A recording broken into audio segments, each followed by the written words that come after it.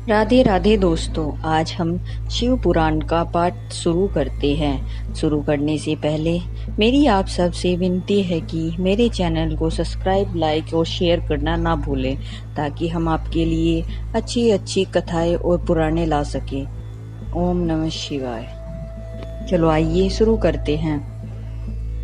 राधे राधे दोस्तों, आपका फिर से स्वागत है मेरे YouTube चैनल राधे श्याम में।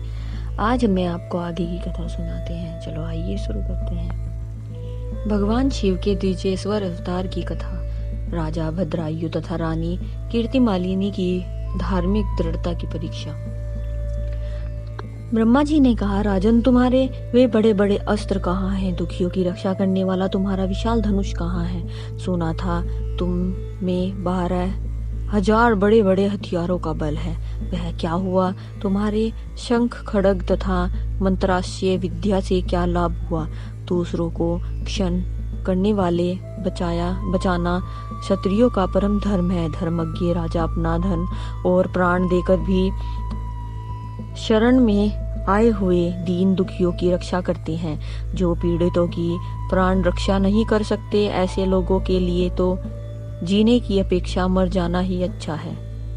इस प्रकार ब्राह्मण का विलाप और उसके मुख से अपने पराक्रमी की निंदा सुनकर राजा ने शोक से मन ही मन इस प्रकार विचार किया, अहो, आज भाग्य के उलट फेर से मेरा पराक्रम नष्ट हो गया है, मेरे धर्म का भी नाश हो गया है तथा अतः अब मेरी संपदा, राज्य और आयु का भी निश्चय ही नाश हो जाएगा। यो विचार कर राजा भद्रायु ब्राह्मण के चरणों में गिर पड़े और उसे धीरज बंधाते हुए बोले, ब्राह्मण, मेरा पराक्रम नष्ट हो गया है। महामते, मुझे क्षत्रिय धर्म पर कृपया करके शोक छोड़ दीजिए। मैं आपको मनोवांछित पदार्थ दूंगा। यह राजा और रानी और मेरा यह शरीर सब कुछ आपके अधीन है। बोलिए, आप क्या चाहते हैं? ब्रह्मा जी बोले। ब्राह्मण बोले, राजन, अंधेरे को दर्पण से क्या काम? जो भिक्षा मांग कर जीवन वे निर्वाह करता है, वह बहुत से घर लेकर क्या करेगा? जो मूर्ख है, उसे पुस्तक से क्या काम? और जिसके पास स्त्री नहीं है, वह धन लेकर क्या करेगा? मेरी पत्नी चली गई है। मैंने कभी काम सुख का भोग नहीं किया है, अतः काम भोग के लिए आप अपनी इस बड़ी रानी को मुझे दे दीजिए। राजा ने कहा, ब्राह्मण, क्या यही तुम्हारा धर्म है?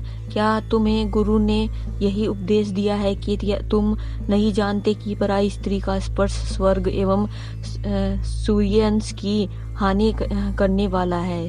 पर स्त्री के उपभोग से जो पाप कमाया जाता है, उसे सैकड़ों परियाचकों तक द्वारा भी धोया नहीं जा सकता है। ब्राह्मण बोले, राजन, मैं अपनी तपस्या के भयंकर ब्रह्म हत्या और मदिरापान जैसे पाप का भी नाश कर डालूंगा। फिर पर स्त्री संगम किस गिनती में है? अतः आप अपनी इस भार्या को मुझे अवश्य दे दीजिए, अन्यथा आप निश्चय ही नरक में पड़ेंगे।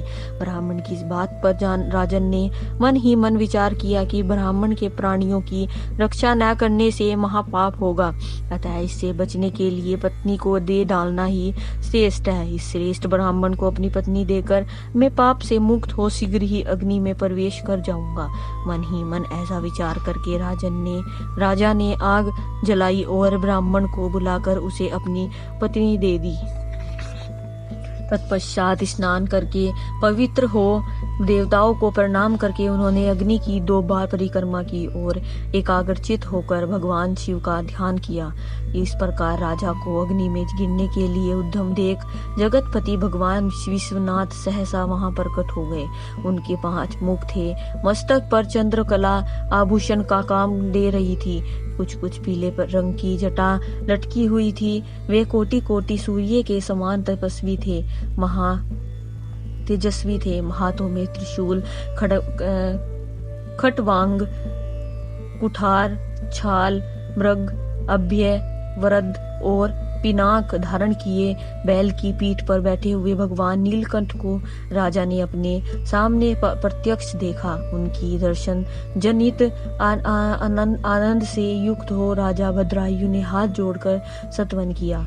राजा की स्तुति करने पर पार्वती के साथ प्रसन्न हुए। महेश्वर ने कहा, राजन, तुमने किसी अन्य का चिंतन न करके जो सदा सर्वथा मेरा पूजन किया है, तुम्हारी इस भक्ति के कारण और दूसरे द्वारा की हुई इस पवित्र स्तुति को सुनकर मैं बहुत प्रसन्न हुआ हूँ। तुम्हारे भक्ति भाव की परीक्षा के लिए मैं स्वयं ब्राह्मण बनकर आया था। जिसे व्यर्ग ने ग्रस लिया था वह ब्राह्मणी और कोई नहीं, ये गिरिजाराज नंदिनी उमा देवी ही थी।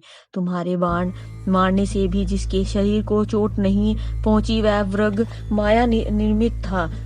तुम्हारे धैर्य को देखने के लिए ही मैंने अपनी पत्नी को मांगा था, तुम्हारी पत्नी को मांगा था, इस कीर्ति मालिनी की, और तुम्हारी भक्ति से मैं संतुष्ट हूँ। तुम कोई दुर्लभ वर मांग लो और मैं उसे दूंगा। राजा बोले, देव, आप साक्षात परमेश्वर हैं। आपने संसार की तप से घिरे हुए मुझ अधम को जो प्रत्यक्ष दर्शन दिए हैं, यही मेरे लिए महान वर है। देव, आप वरदाताओं में श्रेष्ठ हैं। आपसे मैं दूसरा कोई क्या वर नहीं मांगता। मेरी यही इच्छा है कि मैं रानी, मेरे माता पिता, वृद्धकर, वैश्य और उसके पुत्र शून्य, इन सबको आप अपना पार्श्ववर्ती सेवक बना लीजिए। तब तत्पश्चात रानी कीर्तिमालिन ने प्रणाम करके अपनी भक्ति से भगवान शंकर को प्रसन्न किया। वो यह उत्तम वर मांगा, महादेव, मेरे पिता चंद्रागद और माता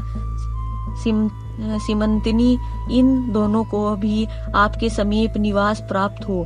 भक्त वत्सल्य भगवान गौरीपति ने प्रसन्न होकर एवं मस्तु कहा और इन दोनों पति पत्नी को इच्छा अनुसार वर देकर वे क्षण भर में अंतर्ध्यान हो गए।